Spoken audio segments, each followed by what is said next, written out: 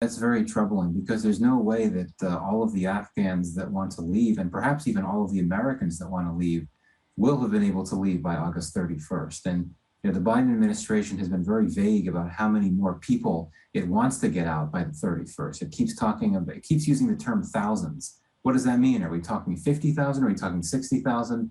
Are we talking 10,000? We don't know. But clearly, not everyone that wants to leave will be out on August 31st. And I think on August 31st, we'll have a better idea as to what the new Taliban government will look like, because the new government has not officially been established yet.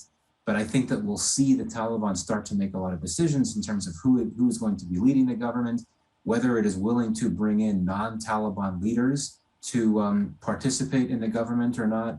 So there's a lot of questions now that won't be clear until August 31st. Though I should say that even though the President Biden has indicated that he plans to respect the August 31st deadline, he has left open as a caveat the possibility that if things change in the coming days, that he may well decide to stay on beyond August 31st. And of course, there are many questions as to how the Taliban would respond to that.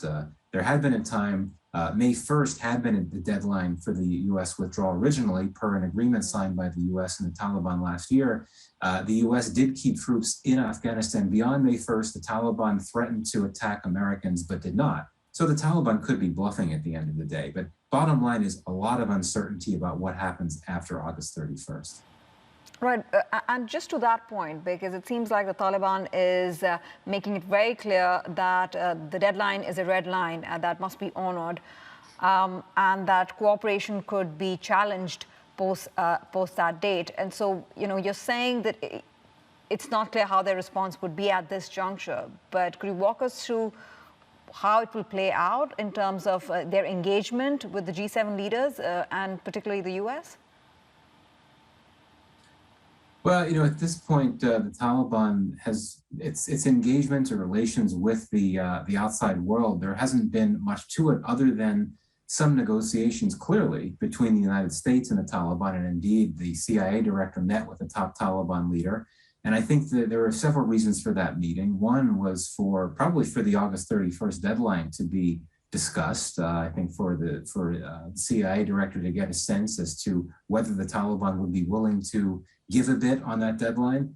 But I imagine that another focus of that meeting was on another major U.S. concern, and that is the threat of terrorism in Afghanistan, and particularly what the Taliban plans to do about these various international terrorism threats in Afghanistan, including ISIS for sure, but the Taliban is a rival of ISIS, so that's not as much of a concern. But Al-Qaeda is a big concern for the U.S. So I imagine that Bill Burns wanted to get a sense from the Taliban as to what its intentions were with this group that the Taliban has remained close to, even though the agreement that the U.S. government signed with the Taliban last year had indicated that the Taliban should reduce its cooperation with the group, which has not happened yet. So a lot of questions as to how the Taliban handles the reality of so many different terrorist organizations on Afghan soil, including several that have had the capacity in the past to strike very far away from Afghanistan.